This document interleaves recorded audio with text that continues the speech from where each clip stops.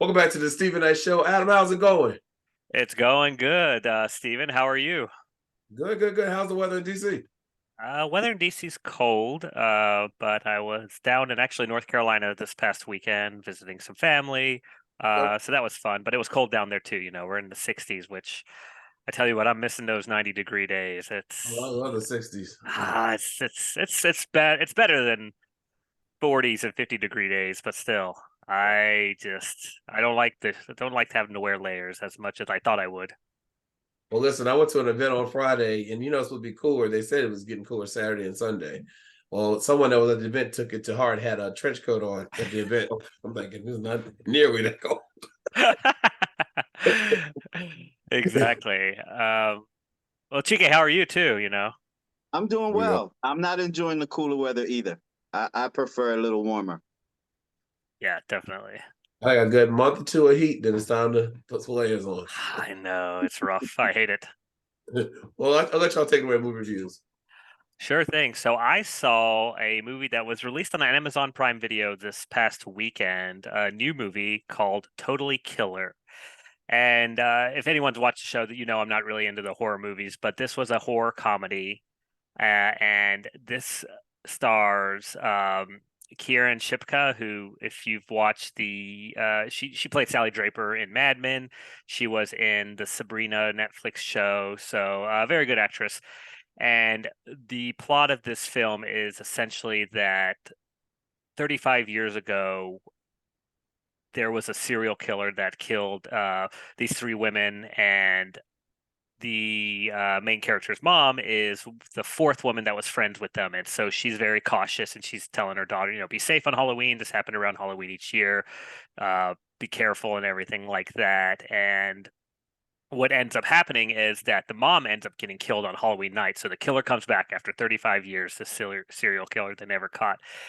And while the killer is also coming after her, the daughter, she is in a and what, I don't watch a lot of horror movies, so I will say, these convoluted storylines, they throw me off at first. I'm along for the ride, but a little bit it's just like, basically, and this is not too much of a spoiler, but they're having the kind of the science fair, the school science fair, in an abandoned amusement park. And I think part of that's the comedy, the tongue-in-cheek of like how ridiculous this is happening. But she's in an abandoned amusement park, and her friend is working on a time machine, and what happens is the killer tries to attack her, and it activates the time machine. So our main character goes back 35 years, same age as her mom, and she goes and signs up and goes into high school, and she wants to prevent these murders because she thinks if she can prevent the murders, then she can prevent her mom from dying 35 years later and saving the day. So that's your general premise. But what I'll say is they do a good job with the comedy and the horror aspect. They really lean into kind of the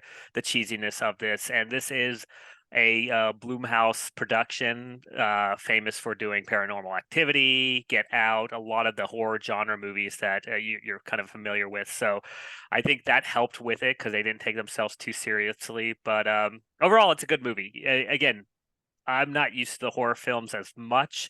So, the villain who's wearing a mask that gets hit over the head 5 times and still can get up and come after you. I had to get a little bit used to, but overall, it's a fun ride. I enjoyed it. Had good comedic aspects to it. The horror was good, even if I'm not used to it. And overall, you're getting a fun adventure for this Halloween season. So if you have Amazon Prime, check it out. It's totally free with your subscription, and I do highly recommend it. Adam, I love horror movies, but I do agree with the man that you beat up, decapitate his head and everything. He still comes after you. Yeah, like What one does it take? scene. Yeah, exactly. In one scene, they hit him over the head with a log, and then they stab him in the back, and he just takes the knife out, and he's like, "I'm coming after you." And again, I don't know if they're leaning into the joke of that Right, whole trope, or if it's just they got yeah, to keep the story moving because they can't reveal the killer middle of the movie. right. So, but yeah, it I is a little definitely feel you on that. ridiculous, but Yes. yeah, it's a fun one.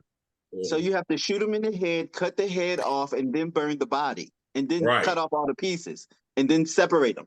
That's what Yeah, you have to do. You'll still see that hand raised up again. yeah, or that's when you find out there's another killer and they're working Right. together, and then you're like, all right, here we go again. So, yeah, yeah. Is that the only thing you saw? Yeah, again, I was out of town, so I was able to catch what I could. But yeah, I'm glad I did actually. So I saw that as well, and I did not watch it because I don't like gimmicks with my horror. I don't like jokes. I don't like any type of comedy with my horror. I take it very seriously. That's And fair. on the spirit of Halloween, I too jumped into the horror genre. I saw The Boogeyman on Max, and it stars Sophie Thatcher, Chris Messina, and Lisa Gay Hamilton. And it's about two sisters who just recently lost their mother, being raised by their single father, who is a psychiatrist, and they're being stalked by a demon who's preying on their sorrow. And they meet another family, well, another man, and then through the man, they meet his wife because they're separated. And they find out, well, the oldest daughter finds out that they were victims of the same demon. And so they're being tormented. The family's being tormented throughout the movie, and they have to figure out how to destroy the demon and how to escape from the haunting. I found it to be pretty interesting. There were some moments where, I was squinting my eyes because it was a little, a little anxious. I got a little anxious, Hmm. but it was good. For it to be, something that I saw on television and not going to the theater to see, I'll gladly watch it on television because I don't think that I probably would have gone to the theater to see it. So it is a good watch. Get your popcorn, turn out the lights. It's a good ride. Nice. And I saw another horror film, which is a new release straight to streaming, and it's a version of Stephen King's Pet Cemetery. It's called Pet Cemetery Bloodlines, and it's actually the prequel to the original Pet Cemetery, which I don't know if you guys ever saw Pet Cemetery, but remember the actor, his name is Fred Gwynn. He played Herman Munster. He starred in the first Pet Cemetery. His character was Judd Crandall. That was his name in the film. So this movie goes back to when Judd was a young man um, in his 20s. And this is how the Pet Cemetery story gets started. And it Mm, stars David Duchovny, Henry Thomas, Henry Thomas from E.T., he was a little boy then, and mhm. the legend herself, Miss Pam Grier. Um, I found this one to be even uh, more of a thriller than the other film. Um, maybe because it has themes from Stephen King. He's the horror master, Mhm. so it had those same elements, and I like the way that they built the story on top of the whole Pet Cemetery story. So it was kind of interesting for them to go back and say how the cemetery was created, why it was created. The whole town was involved. It gets really, really involved. There's like a little mystery to it and all the people that are involved and why they're involved. And it kind of tells the story of the Pet Cemetery movie and Fred Gwynn's character and why he is the way he is in that film because of this movie. It's pretty interesting. Definitely check it out. And the last film that I saw is called Sanctuary, which is streaming on Hulu, and it stars Margaret Qualley and Christopher Abbott. And this is a psychosexual thriller about a dominatrix. And basically, there's a young man who inherits his father's hotel chain, and he's getting his father's money. But before that happens, he had been using his money for a dominatrix because that's what he's into. And the dominatrix found a window to manipulate and get in so she could insert herself in his life before he went on to this next level. It has a twist in it. I'm not going to spoil it, but I found it to be very, very interesting. It's a lot of psychological Mhm. chess games, and it's not even sexual innuendo. It's like dead on. It's not for children. It's a lot of mind play. So you have to. It makes you think, and it makes you think about these people because they have a past. They don't show you anything from the past, but you get the relationship through their correspondence.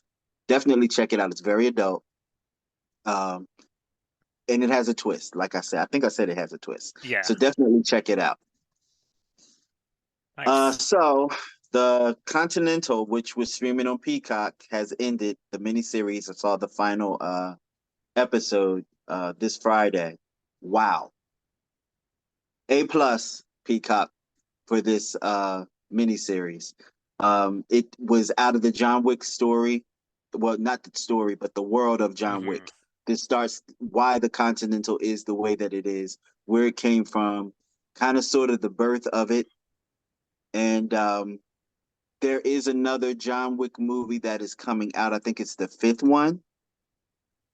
But there's another movie called Ballerina that's going to come out before that next installment of John Wick. And it's another story out of this world of John Wick. So now I'm fully invested in the John Wick. And I wasn't a John Wick fan like that. I mean, I enjoyed the movies, but I wasn't a consistent, Mhm. viewer of the John Wick story. Now I went in. I'm bought in now. Also, check out Gen V on Amazon Prime, which is a spinoff show from The Boys. This is about the college and the youngsters coming out of high school who have aspirations to be part of the elite superheroes that make up The Boys. So definitely check that out. If you thought that The Boys was intense, Gen V is on steroids. Definitely Nice. check that out. Steven, did you watch the morning show? I thought I was tripping. I had to So back did out I. of. I had to listen. I had to I back stopped out. I it. said, how I get on this season? I already saw I this stopped it season. and I came out. I had to look. I was like, wait a minute. Did They I should hit have the told wrong us they button? flashback. They're already doing flashbacks. Oh, that's not a good sign. No, but it builds up to something important that's going to Yeah, now. the What way, Right. they the way was that they did it, it was Adam. awkward. And I think I it was had that to way on purpose. rewind. I had to go back. You know, it says season 1, season 2. I had to go back. No, this is. That's all. This is the season. I was confused. I jumped out. You know how you jump out and you look at the year? When was this made? That was Mhm. It says 23. So let me just rock with it. Let me see where it's right. gonna go. I was Yeah, say it this was line is definitely strong. confusing. I was like, wait a minute, that happened already. What are they doing? I know. When I started seeing the But COVID stuff, I said, "COVID." But when anyway, you get through it, right, it Adam, made when you get sense. through it, you're gonna hand clap because it Yeah, artistically they did that. yeah. All right. It's a great body of work. Once you put it all together, it's like, I oh, was okay. confused, Adam. I said, "They haven't told us today." That is that's a big gamble, but yeah, if it worked, it worked. It did. It made complete sense as you Yeah. go through it. And then you totally understand, not that you didn't understand the episode before, but it told the story in a way where it filled in holes. And not necessarily, I keep saying that there was holes and gaps. There weren't holes and gaps. There was a complete episode before, but this just added another layer on the Yeah, episode before because it went back and told some stories that yeah. are in between. All Uh-huh. right. Yeah, Yeah. it was really good. That's a And brilliant poor, show. It's probably one of the and best poor shows that Mia, are on now. and poor Mia. Oh, I mean, I mean, But it really shows how can you have a personal life if you're so invested in your work. hmm But also, this guy, the guy she was dating, he put her at risk, really. yeah, he did. Yeah, he did. And the fact that she's in the news, so she sees, and that's why Yeah. like my friends thought I was crazy, but I watched the news. I'm a news junkie, and I'm seeing these people die left and right. You can't come over here. Nope, they're locked down. No. Yeah. I have a friend to this day that doesn't talk to me because I said they couldn't come over. That's crazy. But no, great show, great show. All right, yeah. Oh well, I can't wait to not watch it. Right. Well, you've been doing a great job with that. I will say before I forget, I did watch one more thing. I saw an episode, and this is probably another unpopular opinion. I saw another episode. I saw an episode of Yellowstone for the first time. I've never seen that, but I heard it was good. That's my favorite show. Oh gosh, maybe I saw a bad episode. It was definitely, and So I'll say this with a caveat. I get it. There needs to be a genre for these kind of soap operas out there, right? These like Yeah. these drama soap operas. So not everything could be a detective show or a cop drama. Yeah, I get it. I get it. Or a reality show. But man, it just was the that writing seemed bad. The dialogue seemed bad. I mean, Isn't that Oh, like the top Adam. show on it? Wasn't that the top show? no, people Oh, like Adam. these shows. That's why I say it's an unpopular opinion, and maybe I'll give it another shot. But So it was on TV, and I was like, all right, I'll give it a shot. It's on whatever air, and I mean, it's like the mom is driving in a car to take her kid to school, and she sees some kids fighting outside the school, so she goes to stop it, and then she tries to break them up, and some kid actually punches her, and she falls to the ground, and there's blood everywhere, and the son is screaming, and all the kids scatter, and you're like, well, who's calling the police, or where are the other teachers? And it's such a big dramatic scene, and then the next scene, she's at the nurse at the school's wrapping her up. Oh, she's fine. If she gets any worse, take her to the hospital. I'm like, what is this? This is what people are watching? Ugh, it was just I look, again, I get it. It's not for me. I'm not gonna say it's bad, but man, it's rough. It's rough to watch. So So back in the day, when I was a youngster, my mom used to watch this show that came on television called Dallas. mhm. Dallas was like the biggest show ever on television. And I remember one season because it had a villain. His name was JR. Yeah, JR and the Ewing. whole who shot JR Yeah. thing. This was the biggest thing on television. JR got shot, and no one knew who shot him because it was like the season cliffhanger. It happened in the dark, and it was this big thing. Yellowstone is today's Dallas, Yeah. I just Oh, and and um, I think we're past the golden. I know we're past the golden age of TV right now, but man, I missed the Breaking Bads and even the Better Call Sauls that just ended. Like the stuff that yeah, really felt like you could feel for the characters, you could feel the dialogue. And again, I don't mind reality TV. There's a whole genre for that that's successful and yeah, detective shows and all that stuff. But yeah, I guess I don't know. Everyone loved this show, and yeah. maybe the other spin-offs are good, the Harrison Ford one or the other one. But So yeah. basically, those shows are basically because I watch all of them. They tell the story of the family from yesteryear, like the Hmm. migration from Ireland over to America and then trying to establish themselves. And it speaks to why the Dutton family is fighting so hard to keep the land. Mm. Because the thing is that Kevin Costner's character, John And Dutton, didn't he leave the show? sorry, Didn't he leave the show, Kevin Costner? No, not I as think of it's still yet. that's his Not Oh, as did of he moneymaker. yet. leave the show? Um, Okay. Anyway, I Yeah. don't know. I don't know. We'll see. okay. But it explains to his character as to why he's fighting so hard to keep the land in his family. And when you look back over his lineage and you see the stock in which he comes from and why they fight so hard to keep the land, it explains him. Mhm. And they make reference that he owns so much land in Montana. They say that it should be against the law that he owns so much land. And Hmm. Tell so no hate. he basically owns almost half the state of Montana, basically. Oh, Ted Tell no Turner. And hate. Yeah, that's huh? yeah. Ted Turner owns most of Montana, so I guess it's Yeah, a reference. yeah, Yeah. yeah. So basically, they want to take it from him. They want to use it for different things, and he's fighting to keep them off the land because the whole premise, and this is a real thing of residents that live in those states in the Midwest. They want to keep it as natural as possible because it is a natural resource. They want to keep the forests. They want to keep the animals. They want to keep the waterways because once you start, that's like the last frontier of all Well, natural stuff. that's why we have national parks. That's why we have Yellowstone Well, National well, Park. Yeah. that's what he wants to do. He wants to deem his land some national park territory, but they want to build on it. And so it's always a fight of someone trying to take the land and someone trying to do something to build a casino or an airport or a Yeah. train. It's always something. And so some of the characters in the family have ran for office and stuff to have power to be able to fight these Oh my people off. gosh. Yeah. It's just it's a mess, It's but it's a maybe the beautiful early, mess. again. I think the origin stories are probably better, or I would enjoy those more with less of the kind of cheesiness of the later stuff. But out of the three, what are your favorite? Which one is your favorite of the three? So I like Yellowstone because of the drama, but I love which one? There's 18. Is it 1883, 1828?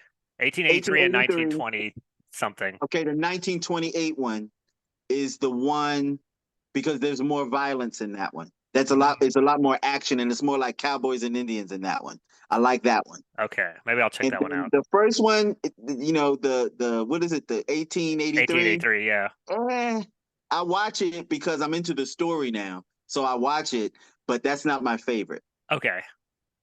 All right, But good. Yeah, yeah, I'll check out 1928. And then I will add Big Brother was going to go on next, but I had to turn off the TV after Yellowstone. So I don't know what Big happened on Big Brother. Oh Brother, my but God. it sounded like a good episode. Big Brother is getting to that where it gets really like this one it gets intense because a lot of people are being voted out. People are, I mean, they are like looking at your face. Oh, you're safe, and next they know you're on the block. And then so there's one lady on there. Her name is Sari. Sari, she was on Survivor or one of them shows. She was on 3 times, so she's like in that world. She's like everybody loves her.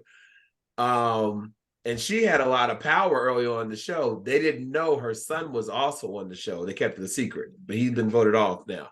And so now she's doesn't have power.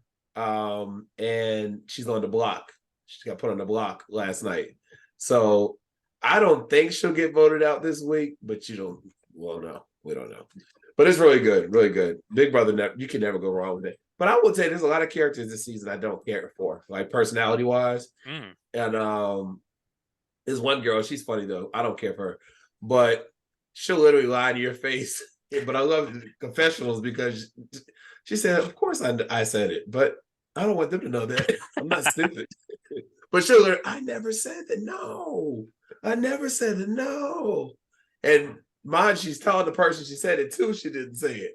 You did say that. I didn't. I wouldn't say that. And then she's a confessional. Of course I said it.